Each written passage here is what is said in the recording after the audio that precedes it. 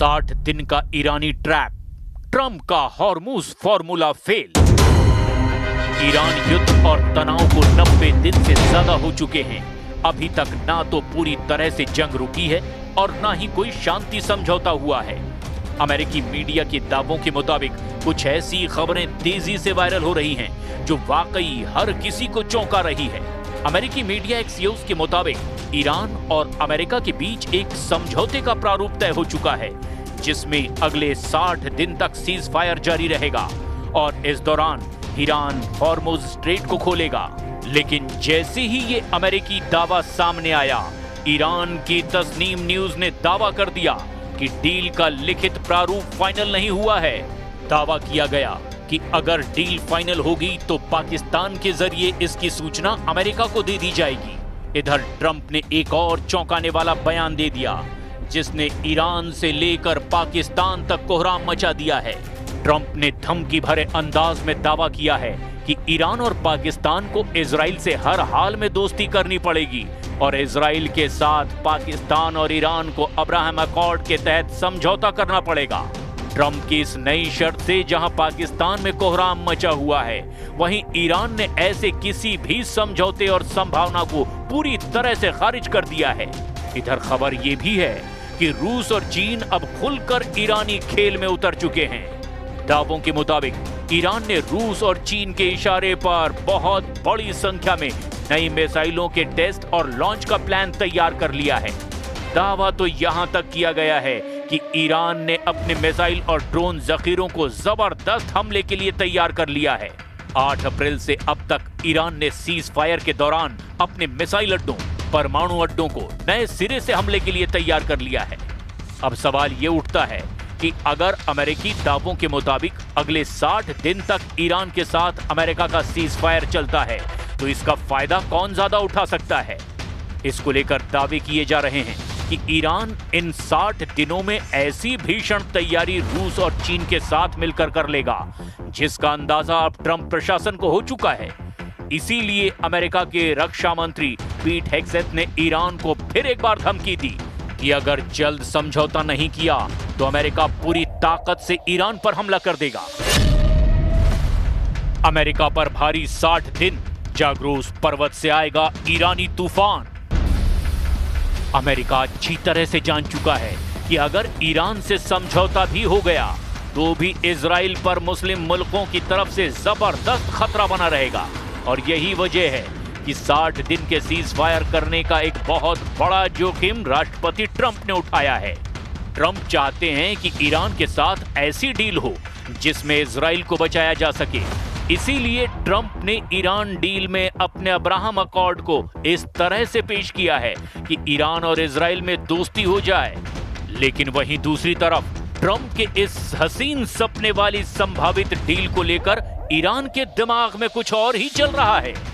Iran इस वक्त 60 दिन के सीज फायर को बिना मान्यता दिए हुए अपना फोकस 1600 किलोमीटर में फैली ईरानी पर्वतमाला जाग्रोस पर्वत पर अपने मिसाइल अड्डों को बेहद खतरनाक और हमलावर मोड में तैयार करने में जुटा हुआ है।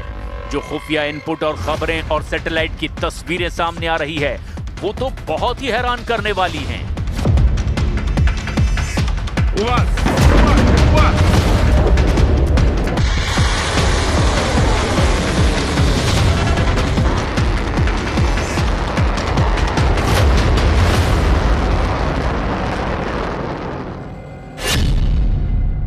अमेरिका पर भारी 60 दिन, जाग्रोस पर्वत से आएगा ईरानी तूफान। जाग्रोस पर्वत और उत्तर पश्चिम ईरान के पहाड़ी इलाकों में बने ईरानी मिसाइल अड्डों को लेकर पिछले 2-3 महीनों में सैटेलाइट तस्वीरों और OSINT यानी ओपन सोर्स इंटेलिजेंस की रिपोर्ट से कई बड़े खुलासे हुए हैं। इनमें से कई दावे स्वतंत्र विश्लेषकों, पश्चिमी मीडिया और रक्षा संस्थानों के आकलनों पर आधारित है। इसीलिए इन्हें पूरी तरह आधिकारिक पुष्टि नहीं माना जा सकता। लेकिन अगर उसके बावजूद ईरान के तेवरों को देखें तो साफ पता चलता है कि ईरान अब आर पार की जंग करने को तैयार है। अमेरिकी जासूसी उपग्रहों और प्लैनेट लैब्स की नई हाई रेजोल्यूशन तस्वीरों से ताजा विश्लेषण किया गया और ईरान की इस पहाड़ी किले बंदी को लेकर बेहद चौंकाने वाले खुलासे हुए हैं। विशालकाय अंडरग्राउंड मिसाइल सिटी का पता चला है। एस्फान से लगभग 85 किलोमीटर दक्षिण पश्चिम में जाग्रोस पर्वतमाला की चोटियों के नीचे 40 वर्ग किलोमीटर में फैला एक विशाल भूमिगत मिसाइल बेस डिटेक्ट हुआ है। अमेरिकी सैटेलाइट्स ने थर्मल एग्जॉस्ट सिग्नेचर यानी गर्मी के निशानों के जरिए इस नेटवर्क को पकड़ा है। 500 से ज्यादा लॉन्चर और भारी इन्वेंट्री का भी दावा किया गया है। ग्रेनाइट के पहाड़ों को काटकर बनाई गई इस सीक्रेट मिसाइल सिटी के भीतर 500 से 700 मोबाइल मिसाइल लॉन्चर और 1000 से ज्यादा एडवांस बैलिस्टिक मिसाइलें जैसे सेजिल और खैबर शिकन सुरक्षित रखी गई हैं। यह ठिकाना जमीन और ठोस चट्टानों के 50 से 200 मीटर यानी कि लगभग 650 फीट अंदर गहराई में धंसा बताया गया। रक्षा विशेषज्ञों के मुताबिक अमेरिका का सबसे घातक बंकर बस्टर बम GBU-57 भी केवल 200 फीट तक ही भेद सकता है, जिससे ये पूरा बेस पारंपरिक हवाई हमलों से अब पूरी तरह सुरक्षित है। सैटेलाइट और पूर्व खुफिया वीडियो के मिलान से पता चला कि इस गुफा के नेटवर्क के भीतर मिसाइलों को तेजी से एक जगह से दूसरी जगह ले जाने के लिए ऑटोमेटिक रेल और क्रेन सिस्टम लगे हुए हैं। इस मिसाइल सिटी के करीब 14 असली निकास द्वार यानी एग्जिट टनल्स हैं, जो कि पहाड़ों के ढलानों में छिपे हुए हैं। इसके अलावा इजरायली फाइटर जेट्स को भ्रमित करने के लिए दर्जनों डमी टनल गेट्स भी बनाए गए हैं, ताकि हवाई हमलों का सटीक निशाना न लग सके।